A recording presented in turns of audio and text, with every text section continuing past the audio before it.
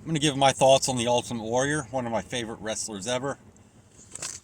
A lot of people talk smack about him because he did a speech at the University of Connecticut and he said queering doesn't make the world work, which is just apparently an offensive way to say that homosexuals cannot produce children together.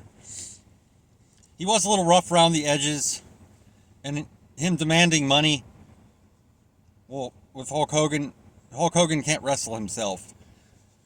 You have to fight for yourself in that business to make sure you don't get screwed out of money, because Vince's whole thing is to pay you as least amount as he can. It's not personal, it's just business. So him fighting for money, there's no problem with that. Most wrestlers have to do that, especially if they're pushed in the top spot as quickly as he was. And everybody says Warrior's a crappy wrestler. Well, I'll tell you why he's not. Because I just watched several of his matches back. Those matches are 15 minutes long. And Warrior did sell, because that was his character. In the beginning, you couldn't hurt him. And as the match wore on, he would start selling more and more. And he didn't have a shit ton of wrestling moves. No, he didn't. But that wasn't what his character needed to do. And when Vince has a top guy like John Cena can wrestle his ass off. But Vince will not let his cash cow take risks to get hurt. Because if Cena or Warrior or Hogan does dangerous moves and they get hurt, that screws up his pay-per-views. That costs him money. Warrior's character did not need to have bags and bags of wrestling moves, as he said. Rest in peace, Warrior. I love you. Could Warrior have learned more moves? Yes. I think maybe he was a little lazy in that, resting on his laurels. He could have learned more wrestling moves, but his character didn't need them. His matches worked.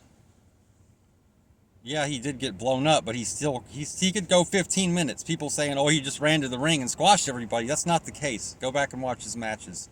He had 15-minute matches at pay-per-views.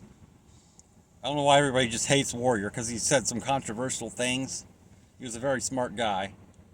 At the end of his life, I'm glad that he made peace with everybody and got into the Hall of Fame so his family could reap the benefits. I'm just glad he made peace in the end. Whether he made peace with Hogan or not, I don't know. But he did go to the Hall of Fame with good intentions of burying the hatchet with everybody. So I hope he's resting in peace. Probably left a lot out. I just wanted to do this real quick. Warrior might have been an a-hole in some aspects, but everybody's a freaking a-hole sometimes. And in that business, it's like a zoo.